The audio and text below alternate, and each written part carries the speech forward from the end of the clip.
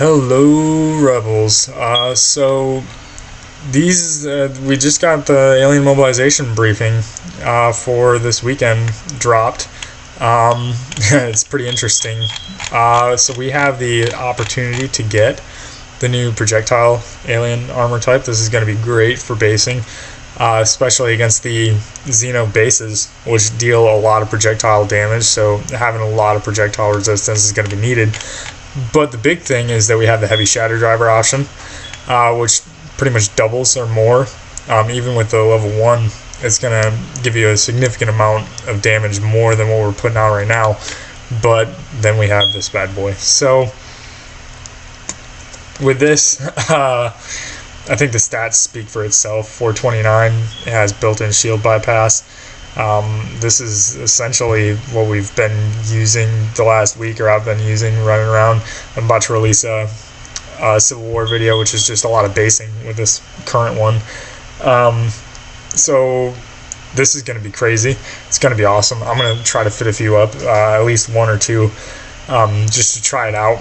But we all know that, it's a Shatter driver. It's what we've been using. It's going to shatter once it hits its target, and it's going to continue moving on and pass through to hit another target. So that's going to be cool. Lots and lots of damage coming out of this. If you have a Mark IV and you are running 5 of these things, you're looking at 2,400, about 2,500 and change in DPS out of a single exterminator. So 4 of them, or even 3 or 2 of them is pumping out 5,000 DPS. That's more than I'm pumping out with 4. With my 4 right now, I'm doing about 2,000 DPS, and I'm taking down the lower, medium level bases pretty easily. And the higher level bases I can usually go through, depending on, it'll be better once I get this projectile armor on, because really, so my theory with this, right, is that I'm going to probably fit a lot of Punishers with this. It's going to make base rushing a lot easier. Rip freaking Gemini and Storm Driver turret bases, especially if you fit just 2 of these things. People are going to have to, start jumping back to it. It's going to give us a use for Seiko and Vector Torpedo. Maybe not Vector, but Seiko turrets are still up there in DPS, so it's not a bad option to have. But Storm Driver turrets are definitely going to get a nerf with this. That's half the damage that they're going to lose, essentially. So it'll be nice to get this armor on for our basing decoys, if not just our Punishers in general. I mean, most of what we go up against with Punishers anyways is going to be, the roughest thing we run into is bases and Gemini turrets and Storm Driver turrets. So that'll be nice to have. So, and then being able to fit these to our, now it's got a lot of mass. It's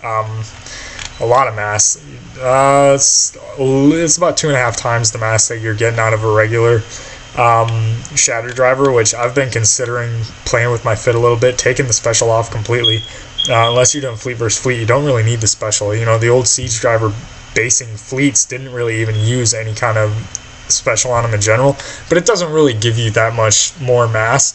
But you can probably fit two of these and 1 of these, or maybe 3 of these. I'm gonna play with some fits, see what I come up with. We still got to see the build time on these too. I'm assuming it's going to be exponentially, way out there in terms of 2-3 days per gun, which is what it's been.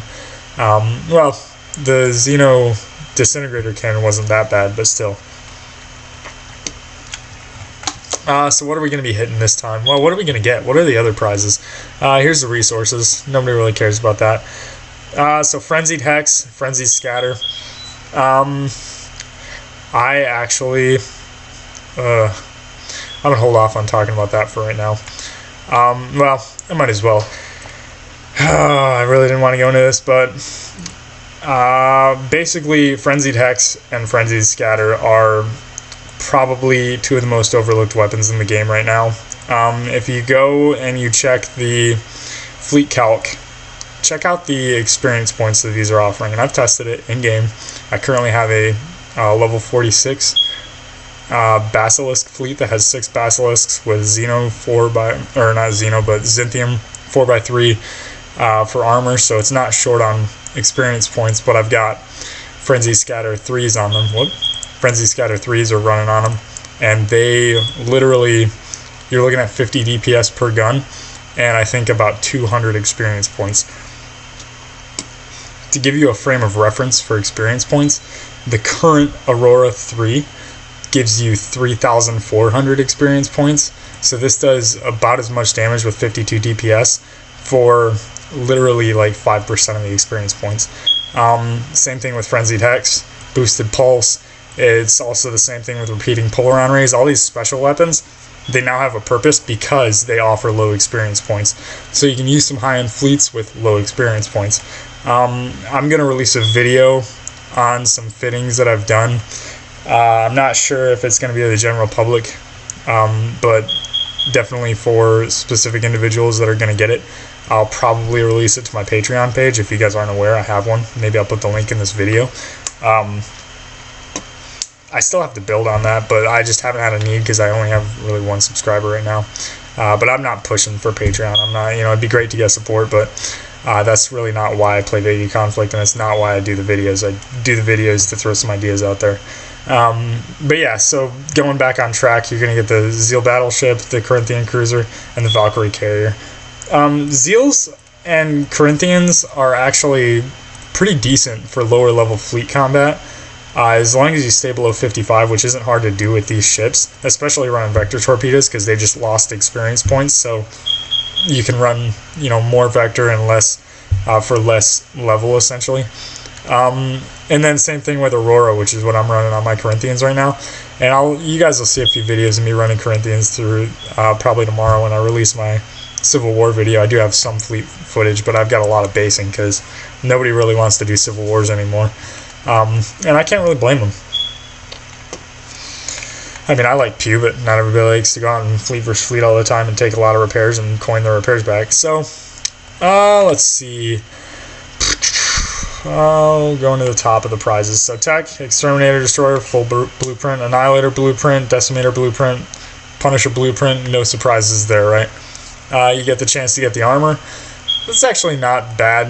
It's about, so the full, whoa. Oh yeah, the blueprint, okay.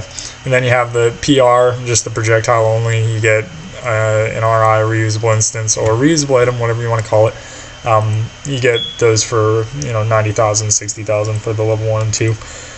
But the blueprints are going to be what we're after because that's going to be what we want to fit, because we want that Xeno damage resistance for the Xeno fleets, and we want the projectile damage resistance for the bases. Moving down, a lot of the same stuff. I don't really see anything new here. Munitions, rupture beams, cluster missiles. Still no rerun of the Xeno disintegrators. I would think by this point everybody got 2 chances to get them though, and they're pretty satisfied with that. I at least am. I got plenty of them. So the gold boxes, Infernal Wave Drivers, Infernal Gatlings, Infernal Vectors, same thing as always. So what is going to be dropping blueprints? That's what I'm interested in. So we come up, you have the outposts again, and that's what I'm expecting, and there it is. The outpost level 60s, which isn't bad actually. The 60s aren't that difficult. They are difficult, but having the ability to go out and get something worthwhile out of them, I think, is why I didn't hit any of them. I'm probably going to be hitting a lot of them. I had fun with these bases. I'm going to try to snipe more this time, and maybe I'll release a video of me doing the event just for fun. That you guys can watch, see what I'm doing, see if you like it, maybe throw some ideas out there. But I will be doing this event. So then we come up. Barrage Hives are dropping the Xeno Rupture Beam and Annihilator boxes. So here's the big thing. So hitting 90s to get these Mark 5 boxes, and the 60s even. If you want to be able to be competitive and use Xeno Shatter drivers, you're going to need Mark 2 and Mark 3 boxes. It's just how it is. But if you really want to use the level 2, you're going to need to be hitting the 80s and then the 90s. So we have 90s now too. So they upped the game. There's one level higher than the highest level for the last one. It offers 1,000,000 points. So, you hit one of those, you go up and get the blueprint. And you can finish your Shatter Driver 2. I'm going to do just enough probably of the 80s to get the Shatter Driver 2 and get some Mark 4 boxes. I'm not that heavy into coining right now. aside from quitting fleets when they come up, just because, just get it out of the way right off the bat and refit everything the rest of the month, because that's pretty much what it takes. And I still won't be done by the time the carrier comes out. But yeah, that's a different story. So moving up the list, yeah, it really looks like the only thing that we haven't seen before is the bases. So we'll have another chance to hit the bases, which is cool. I really hope they keep the bases in, and I think they will. I think we'll see more opportunities to hit different bases in the future for events. The one thing that I'm glad that we haven't seen is those fleets that like to hit you from both sides. Those things are absolutely terrible. They just weren't fun. It made the events long and drawn out, and I felt like I was working, and I shouldn't feel like I'm working playing a game. I think you guys could agree with me on that.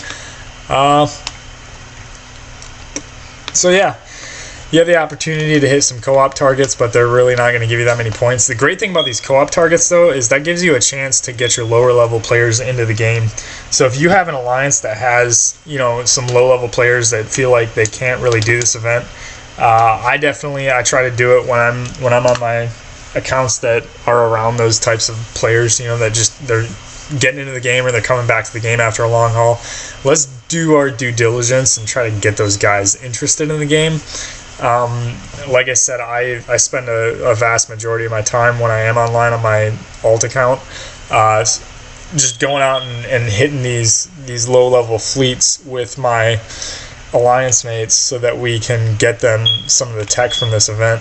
And the tech that we're really talking about in these events are going to be more along the lines of your blueprints, right? So, and yeah, they won't have the chance to really truly fit these out well, but at least they'll have the ships. Punishers only take 5 days or something like that. Most of these ships actually 5 to 6 days to build, so that's not bad. And if we can rotate our high level players who finish the event through and have time to get some of our low level players some of these items, that's always something that I like to try to do, and I try to advocate for that too, because like I said, I'm all about getting people back into Vega conflict, because that's how we make it better. So tell me what you guys think. I hope you guys enjoy this event. I'm going to. Have a good one, guys.